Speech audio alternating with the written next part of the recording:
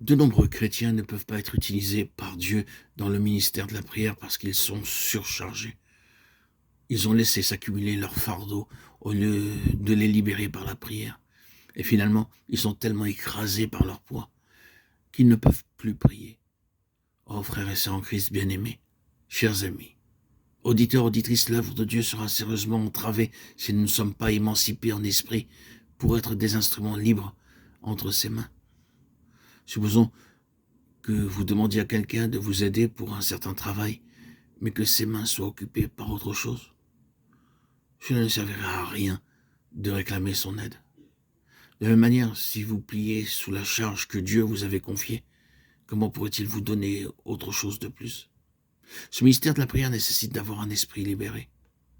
Notre négligence dans la libération des fardeaux que Dieu nous a confiés peut nous coûter notre ministère de prière.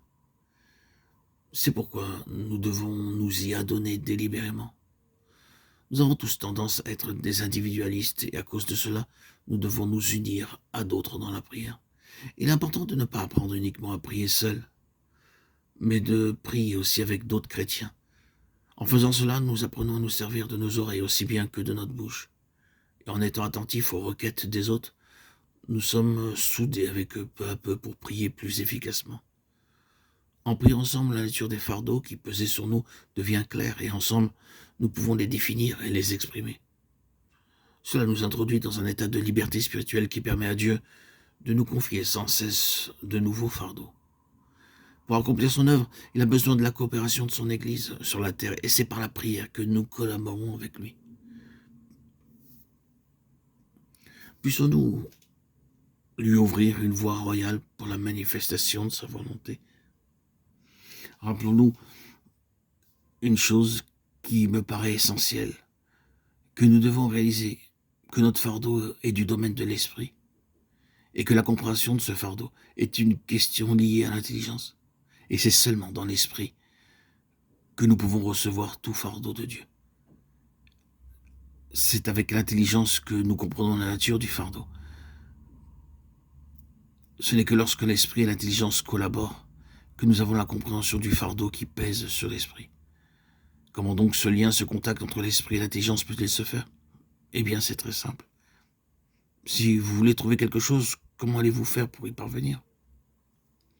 Si cette chose se trouve à l'ouest et seulement à quelques centaines de mètres, et si vous partez à l'est, jamais vous ne la trouverez. Il nous faudra donc cibler le globe avant de la découvrir. Vous devrez commencer depuis le lieu où vous êtes, regardant tout autour de vous, de votre vie, de votre environnement immédiat, et vous déplacer en élargissant le cercle depuis le lieu où vous vous trouvez. Il en est de même pour la prière. Ne priez pas en fonçant dans n'importe quelle direction, mais priez tout d'abord pour la première chose qui est sur votre cœur, ensuite pour la deuxième, puis pour la troisième, touchant légèrement une chose après l'autre, jusqu'à ce que vous déplaçant dans la prière, vous ayez conscience d'avoir cerné ce qui concerne votre fardeau particulier.